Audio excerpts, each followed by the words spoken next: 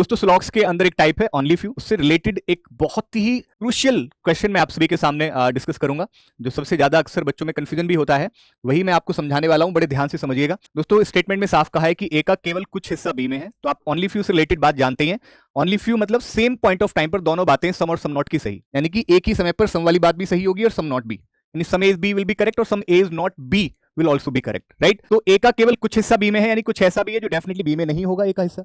सारा बी कैसा है दोस्तों? सारा बी सी है। और सारा ए कैसा है? सारा ए आपका डी है। आपसे कंक्लूजन में कहा गया है सारा डी बी हो सकता है। आपने कहा कि सर ए संपूर्ण रूप से डी का है, यानी ए जितना भी है वो सारा का सारा डी का है, और ए का कुछ हिस्सा कंफर्म है बी में नहीं जा रहा है। तो जो हिस्सा ए का राइट बी में नहीं जा रहा है वो ऑब्वियस है डी का भी नहीं जा रहा होगा, क्योंकि ए तो पूर्ण रूप से किसके अंदर है? ए कंप्लीटली डी के अंदर है।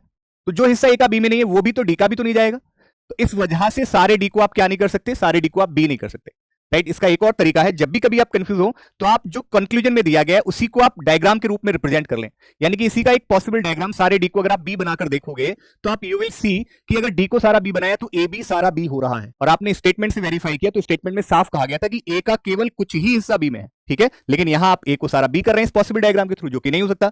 और नहीं हो सकता तो इसका मतलब साफ भी है कि डी सारा बी पॉसिबिलिटी के रूप में आप नहीं कह सकते। और अगर डी सारा बी नहीं हो सकता है तो यानी कि ये तो साफ है कि डी का कुछ ना कुछ हिस्सा ऐसा होगा जो बी में नहीं जा रहा होगा, ये तय है। और ये मैंने आपको बताया भी था कि सम नॉट अगर आपको चेक करना है तो आप उसकी ऑल की पॉसिबिलिटी बना लीजिए। If all is possible some not will be wrong, अगर ऑल पॉसिबल नहीं है तो some not will be right, ये बताया गया था। यहां पर आपसे ये बात कही गई सी सारा ए हो सकता है। आपको पता है कि भाई ए का ही कुछ हिस्सा ऐसा है जो बी में नहीं है, बट सारा बी आपका ए हो सकता है।